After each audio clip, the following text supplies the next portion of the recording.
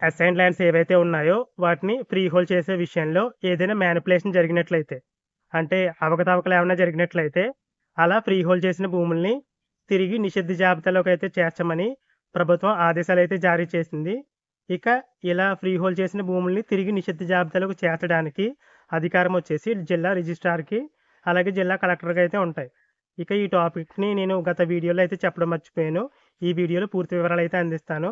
ఇక చాలామంది వీడియోని లైక్ చేయమని అడగడం లేదని లైక్ చేయకుండానే వెళ్ళిపోతున్నారు. వీడియో అయితే చూస్తున్నారు కానీ లైక్ చేయడం లేదు. ఈ వీడియోని మాత్రం తప్పకుండా లైక్ చేయండి. నాకు కొంచెం సపోర్ట్‌నైతే ఇవ్వండి. ఇప్పటికే రెవెన్యూ సిబ్బంది వచ్చేసి 22A నిషిద్ధ జాబితాకి సంబంధించి పూర్తి వివరాలైతే సిద్ధం చేసుకుంటున్నారు.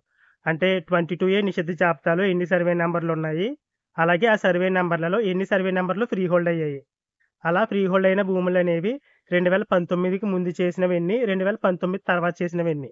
ఇలా డేటా అయితే ప్రిపేర్ చేసుకుంటున్నారు.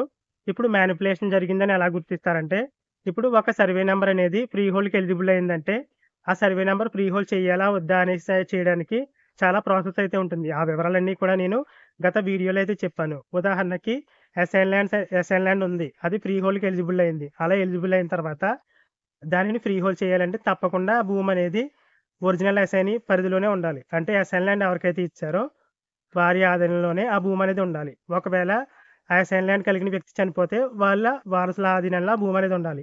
అలా కాకుండా ఎవరో మూడో వ్యక్తి ఆ ల్యాండ్ అనుభవంలో ఉంచుకున్నట్లయితే వాటిని ఫ్రీ హోల్డ్ చేసిన అసలైన లబ్ధిదారులకి ఎలాంటి ఉపయోగం అయితే లేదు.